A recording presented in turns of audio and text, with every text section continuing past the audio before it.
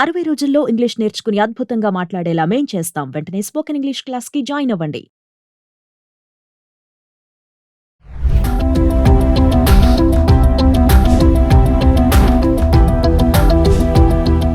Suman TV ప్రేక్షకులకి నమస్కారం. ఇకపైన మీరు అమెరికాకు టూరిస్ట్ వీసాని తీసుకొని వెళ్ళాలనుకుంటున్నారా? అయితే $15,000 విలువ చేసేటువంటి బాండ్లని మీరు సమర్పించాల్సి ఉంటుంది. ఇది త్వరలోనే ఈ నిబంధన అమల్లోకి వచ్చే అవకాశం ఉంది. అమెరికా చెప్తున్నది ఏమిటంటే, చాలా మంది టూరిస్ట్ వీసాల కింద వచ్చి అమెరికాలోనే ఉండిపోయి ఇక్కడ జాబ్ చూసుకోవడం కానీ, ఇక్కడ స్థిరపడిపోవడానికి ప్రయత్నం చేయడం కానీ, ఇక్కడి వాళ్ళని మ్యారేజ్ చేసుకోవడానికి ప్రయత్నం చేయడం కానీ, రకరకాల కారణాల వల్ల అమెరికాలో విజిటింగ్ వీసా మీద వచ్చిన వాళ్ళు, B1 B2 మీద వచ్చిన వాళ్ళు చాలా మంది ఇక్కడ ఉన్నారు. అందులో సుమారుగా 5 లక్షల మంది మరి భారతీయులు ఇక్కడ ఉన్నారు అని చెప్తోంది. ఇలాగా ఉండేటువంటి వాళ్ళ వల్ల దేశ భద్రతకు కూడా ముప్పు వస్తుందని చెప్పి అమెరికా భావిస్తోంది. వీళ్లలో ఎవరైనా ఉగ్రవాద కలాపాలను నిర్వహిస్తున్నారా, ఇంకా ఏదైనా చేస్తున్నారా, దేశానికి ఏమైనా హాని జరుగుతుందా అనే భయం కూడా మా దేశానికి ఉంది. కాబట్టి భవిష్యత్తులో ఎవరైనా సరే B1 B2 వీసాలు తీసుకోవాలంటే, ఎక్సెప్ట్ కొన్ని కంట్రీస్, అంటే ముఖ్యంగా యూరోపియన్ కంట్రీస్ కొన్ని 42 కంట్రీస్ ఉన్నాయి. ఆ కంట్రీస్కి కాకుండా ఇంకా కొన్ని దేశాలు మినహాయింపడం జరిగింది. ఆ దేశాల వాళ్ళు కాకుండా ఇంకా ఎవరైనా సరే, అంటే అమెరికా తెలియజేసిన దేశాలు కాకుండా మిగిలిన దేశాలన్నిటికీ ఈ నిబంధన వర్తించేట్టుగా వీసాకు అప్లై చేసేటప్పుడే $15,000 బాండును కూడా మరి దాంతోపాటు జతపరచాల్సి ఉంటుంది. అంటే గడువు పూర్తయిన తర్వాత ఎవరైతే వీసా గడువు ముగిసిన లోపలే తిరిగి వెనక్కి వెళ్ళిపోతారో ఆటోమేటిక్గా వాళ్ళకు బాండ్ క్యాన్సిల్ అయిపోయి వాళ్ళ డబ్బులు వాళ్ళ అకౌంట్లోకి చేరిపోతాయి. ఎవరైతే వీసా గడువు ముగిసిన తర్వాత కూడా అమెరికాలోనే ఉండే ప్రయత్నం చేస్తారో వాళ్ళ డబ్బులు మాత్రం వాళ్ళు కోల్పోవాల్సి వస్తుంది. అది అమెరికా ప్రభుత్వానికి ఆటోమేటిక్గా వస్తుంది. రెండోది, దీని మీద వడ్డీ ₹1 కూడా ఇవ్వడం జరగదు.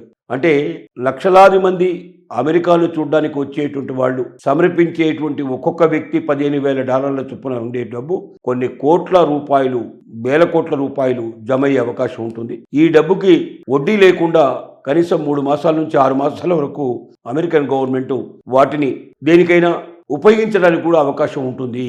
అలాగే ఎవరైతే 6 నెలలు గాడుగు ముగిసిన తర్వాత వాళ్ళు అక్కడే ఉండిపోతారో అమెరికాలో, వాళ్ళు శాశ్వతంగా వాళ్ళ డబ్బులు కోల్పోవాల్సి వస్తుంది. అంత మాత్రం చేత వాళ్ళని అలో చేస్తున్నారని కాదు.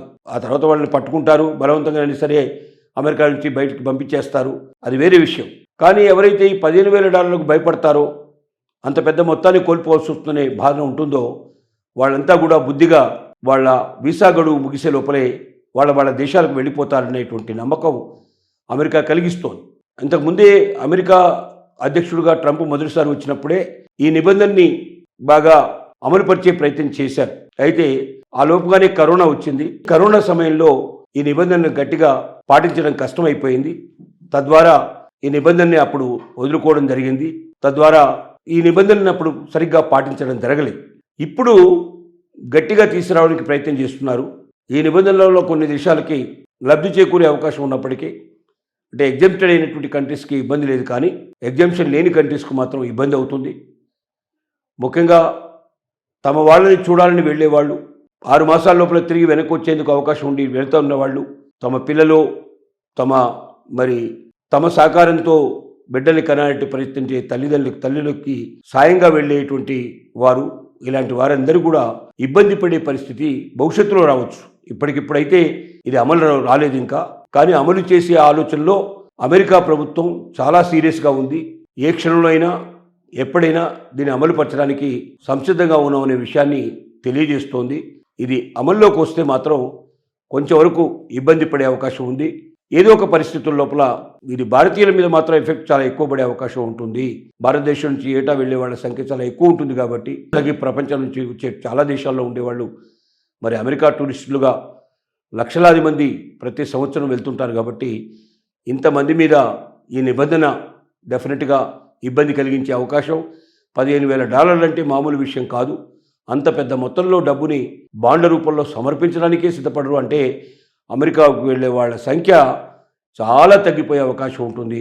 ఎఫర్ట్ చేసేవాళ్ళు తప్ప మామూలు వాళ్ళంతా ఆగిపోతారు. ఇందువల్ల అమెరికా కూడా కోరుకుంటుంది అదే, ఒకటి ఎవరైతే అమెరికాకు వస్తున్నారో వారి వల్ల మాకు కొంత లాభం కలగాలి అమెరికాకు అనుకుంటుంది. రెండోది, ఎవరైతే ఎఫోర్డబుల్ కెపాసిటీ లేదో, డబ్బు ఎక్కువ చెల్లించే అవకాశం లేదో, ఖర్చు పెట్టే అవకాశం లేదు, అలాంటి వాళ్ళు అమెరికాకు రాకుండా ఉంటేనే మంచిదని ఆలోచిస్తుంది. ఒక్క దెబ్బకు రెండు పిట్టలు అన్నట్టుగా ఈ నిబంధనల వల్ల రెండు రకాల లాభాలు కలిగే అవకాశం అమెరికాకి పుష్కలంగా లభిస్తోంది.